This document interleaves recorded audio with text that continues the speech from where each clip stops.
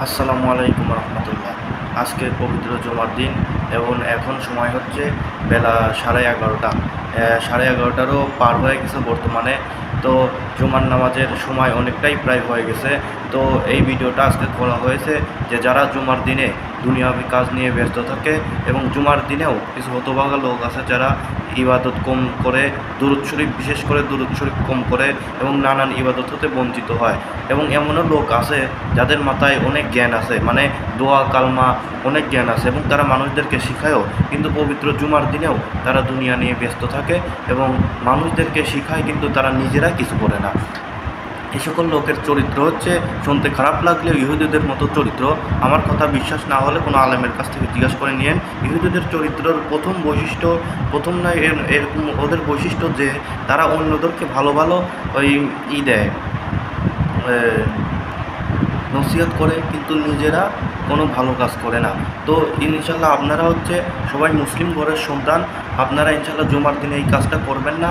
জুমার দিনে বর্তমানে যারাই এখন দুনিয়াবি কাজে ব্যস্ত আছেন, অবশ্যই তারা দুনিয়াবি কাজ সব সেরে অবশ্যই এক্ষুনি গোসল করে নফল ইবাদত করেন, বিশেষ করে দুরূদ শরীফ পড়েন, সূরা কাহাফ পড়েন। সূরা কাহাফের এত গুরুত্ব যে এই জুমায় পড়লে পরের জুমা পর্যন্ত আপনার কলবে নূর নাজিল হবে, আল্লাহ তাআলার রহমত বরকত এবং আল্লাহ তাআলার পক্ষ থেকে সিকিউরিটি, বিশেষ করে দাজ্জালের ফিতনা থেকে সিকিউরিটি আপনাকে প্রদান করা হবে।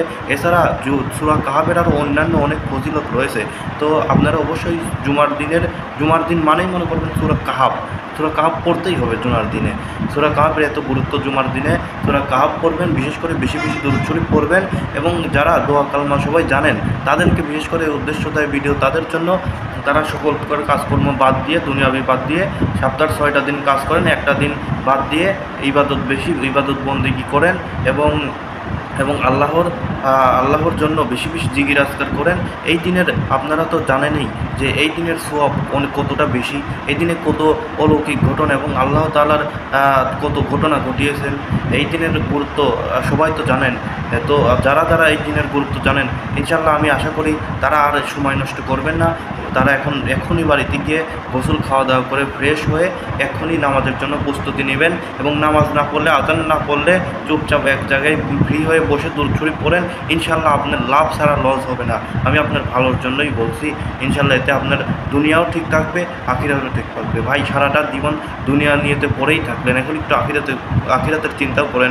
ক্ষণস্থায়ী জীবন নিয়ে বেশি পড়ে থাকেন আর স্থায়ী জীবন নিয়ে আপনারা কম পড়ে থাকেন। এটি হলো আপনাদের মেইন সমস্যা।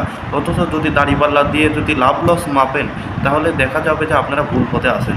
তো আপনাদের উচিত যে কোনো স্থায়ী জীবন ছেড়ে স্থায়ী জীবনের দিকে মনোযোগ বেশি দেওয়া, মানে দুনিয়া থেকে মনোযোগ কমিয়ে আখিরাতের দিকে মনোযোগ বেশি দেওয়া। কারণ আখিরাত স্থায়ী জিনিস, দুনিয়া অস্থায়ী জিনিস। দুনিয়া কিছুদিনের জন্য, পরীক্ষার জন্য এসেছি আমরা তো জান্নাতে ছিলাম, জান্নাতে থেকে দুনিয়ায় কিছুদিনের জন্য এসেছি পরীক্ষা দেওয়ার জন্য।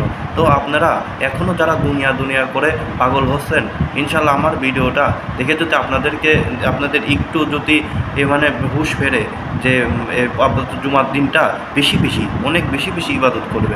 জুমার দিনে ইবাদত করলে আপনি ডবল সওয়াব পাবেন ভাইয়া, ডবল। আর আমার এই ভিডিওটা লাইক করেন না করেন সেটা দেখার বিষয় না, আমি সেটা দেখিও না। এই ভিডিওটা যদি আপনি কাউকে শেয়ার করেন, আমার কথাগুলো যদি শুনে সে কাজটা আমলে পরিণত করে, নামাজ কালাম পড়ে সে যদি বেশি ইবাদত করে, তাহলে আপনি যাকে শেয়ার করলেন সে যদি এই কাজগুলো করে, তাহলে আপনিও সওয়াব পাবেন, আমিও সওয়াব পাবো। আবার সে যদি অন্য কাউকে শেয়ার করে, তাহলে সেও সওয়াব পাবে, আপনিও সওয়াব পাবেন, আমিও সওয়াব পাবো। ইনশাল্লাহ শিক্ষণীয় ভিডিও অবশ্যই মানুষের নিকট শেয়ার করবেন যারা জুমার দিনে এরকম সময় নষ্ট করে। জুমার দিনটাও হতভাগা, কত বড় হতভাগা, জুমার দিনটাও দুনিয়া নিয়ে ব্যস্ত আছে, কত বড় হতভাগা। আশা করি ভিডিওটার দ্বারা আপনাদের জুমার দিনের গুরুত্বটা বুঝবেন এবং জুমার দিন আর সময় নষ্ট করবেন না। আসসালামু আলাইকুম ওয়া রাহমাতুল্লাহ।